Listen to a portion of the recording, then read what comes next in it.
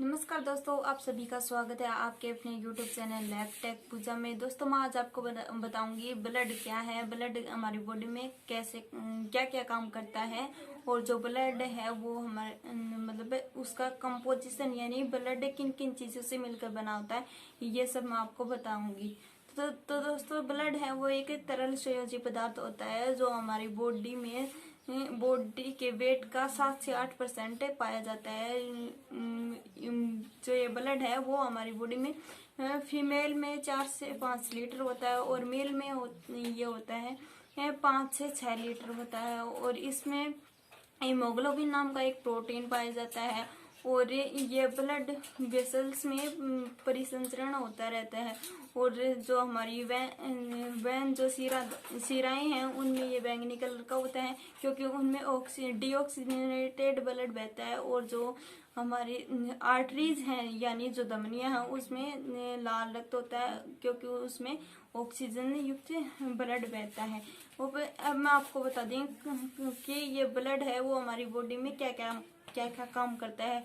तो दोस्तों सबसे पहले ये जो ब्लड है ये हमारी बॉडी में ऑक्सीजन को फेफड़ों से कोशिका यानी सेल और जो वो टिश्यूज हैं वहां तक ऑक्सीजन को लेके जाता है। और जो टिश्यूज जो सेल हैं उनसे कार्बन डाइऑक्साइड जैसे अपशिष्ट पदार्थ हैं टिश्यूज के सेल के वो उनको वापस फेफड़ों तक लाने का काम करता है।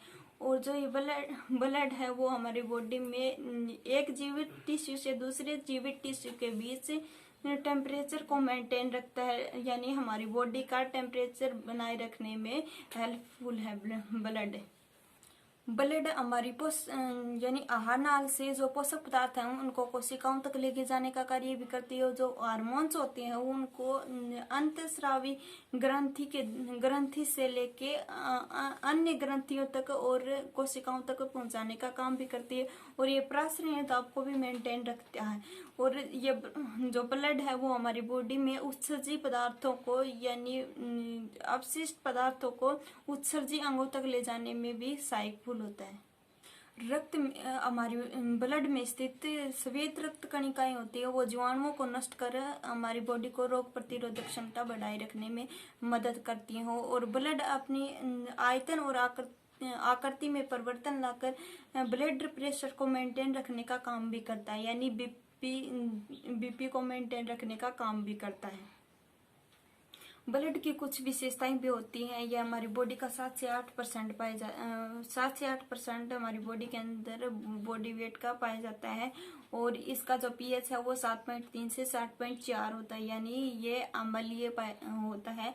और इसकी जो विस्कोसिटी यानी शांता है वो 3.4 से 5.4 होती है। और घनत्व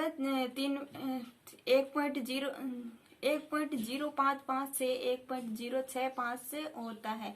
अब मैं आपको बताती हूँ कंपोजिशन ऑफ द ब्लड यानी ब्लड किन किन से बनकर होता है। तो हमारा जो ब्लड है उसमें 2 पार्ट्स होते हैं, एक तो होता है सेल और एक होता है प्लाज्मा। हमारी ब्लड में प्लाज्मा है वो 55% प्लाज्मा द्वारा बना होता है और बचा 45% वो सेल होती हैं। तो सेल मैं आपको बता देती हूँ 3 प्रकार की होती हैं।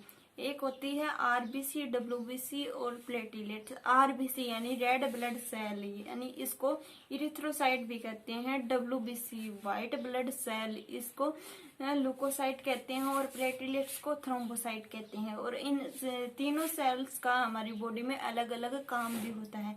और उस साइड देखे तो प्लाज्मा 55% होता है और प्लाज्मा के अंदर भी अदर्स पार्ट होते हैं जैसे वाटर होता है 91.1% वाटर होता है और प्रोटीन्स होते हैं 7% और अदर्स में भी आता है 1.5%। तो जो प्रोटीन्स होती हैं वो हमारी बॉडी में एल्बुमिन, ग्लोबुलिन और फाइब्रिन प्रोटीन्स होती हैं। और जो बाकी पार्ट है वो वाटर का बना होता है। और अदर्स में इलेक्ट्रोलाइट, न्यूट्रिशन इस प्रकार के कुछ पाए जाते हैं।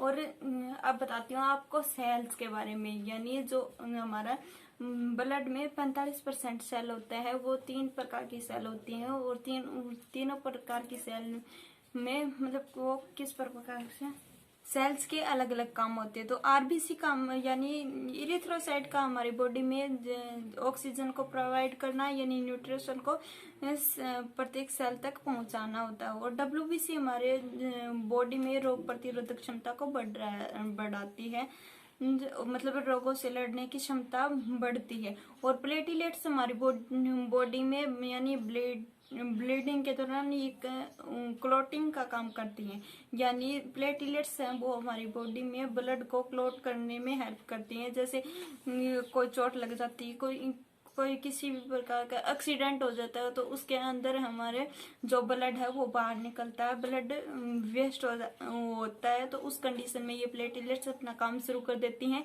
और जो ब्लड है वो बाहर निकलता है उसको बाहर निकालने से रोकती हैं और हमारी बॉडी को सुरक्षित रखती हैं। अब मैं बात करती हूँ प्लाज्मा की। तो प्लाज्मा हमारी ब्लड में 91.5% पाया जाता है और ये स्ट्रो के रंग जैसा होता है। इसमें द्रव और अन्य पदार्थ संचरण करते हैं और इसको प्लाज्मा को ब्लड का मैट्रिक्स कहा जाता है। और अब आपको प्लाज्मा के अन्य पार्ट्स के बारे में बताती हूँ। प्लाज्मा में सबसे पहले होता है वाटर। तो वाटर होता है ये जल कोशिकाएं अन्य कोशिकाओं के जलीय संयोजी सामान्य बनाए रखती है और ये दोनों क्रियाओं को रासायनिक प्रक्रिया को विलयन करती है, यानी जल प्लाज्मा की कोशिका और ऊतक तथा कोशिकाएं द्रवों को आसानी से उपलब्ध हो जाती हैं। अब बात करती हूँ प्रोटीन की। ब्लड में उपस्थित प्रोटीन को प्लाज्मा प्रोटीन कहते हैं और इसका सामान्य भार होता है वो 6 से 8 ग्राम होता है। और ये प्रोटीन्स में भी अलग अलग पार्ट होते हैं, जैसे एल्बुमिन प्रोटीन, ग्लोबुलिन और फाइब्रोनोजन। तो एल्बुमिन प्रोटीन है उसका संश्लेषण लीवर में होता है और यह प्लाज्मा प्रोटीन में सबसे अधिक मात्रा में पाई जाती है। और इसका यह प्लाज्मा में प्रासरणीय दाब और तापमान को सामान्य बनाए रखती है।